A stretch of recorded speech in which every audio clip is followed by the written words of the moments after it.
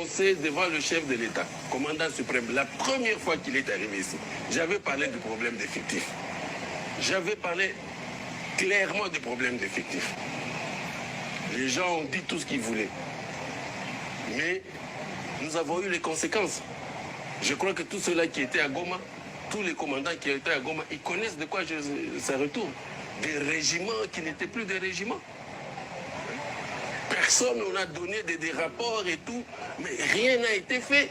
Là où il fallait avoir 1200 personnels, on a 300, on a 400.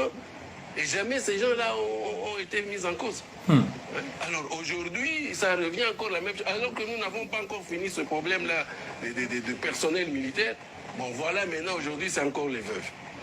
Et malheureusement, cela se passe dans une zone opérationnelle, ce que je ne peux pas accepter.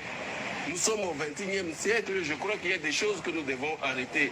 On ne doit plus parler de ce genre de problème. Les contrôles là doivent être des contrôles sérieux. Et le contrôle, si le contrôle est sérieux, on va voir le résultat. Un militaire qui est au front,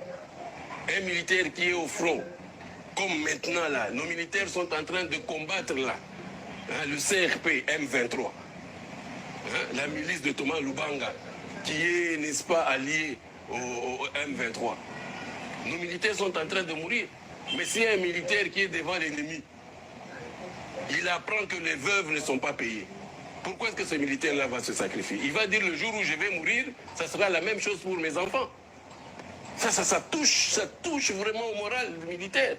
Ça touche au moral de ces combattants, de ces hommes-là qui sont vraiment à la ligne de front. Comment est-ce qu'ils vont combattre s'ils savent que s'ils meurent, à leur mort, on ne va pas s'occuper de veuves? Qu'on va traiter leurs veuves comme on est en train de le faire aujourd'hui. Qui vise à déstabiliser toutes les opérations. Oh là là. Ça vise à déstabiliser.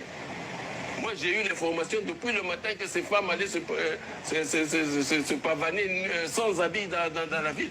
Imaginez-vous qu'elles aient fait ça, qu'elles le fassent maintenant. Vous pouvez vous imaginer les conséquences?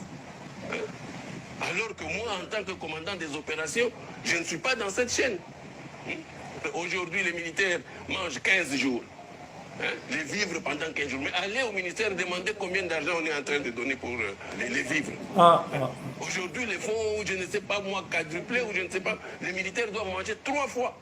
Mais quand ils ne mangent pas, et surtout ici au front, on pense que c'est qui? On pense que c'est moi. Quand les militaires ne sont pas payés, les gens, le commun de mortels pensent que c'est le gouverneur. Alors que je ne suis pas dans cette chaîne-là. Moi, je suis là pour les opérations. C'est vrai, je représente l'armée ici. Mais moi, je suis là pour la chaîne, la mise en œuvre. Et la mise en œuvre, c'est le combat. C'est tout, la guerre. Et l'autre chaîne, la logistique et l'administration, ça, c'est à la région militaire et ainsi de suite. Donc, ces choses-là doivent être claires. Ça doit être clair et on n'a pas le droit de nous déstabiliser avec tous les problèmes que nous avons. On n'a pas le droit de nous déstabiliser en ce moment.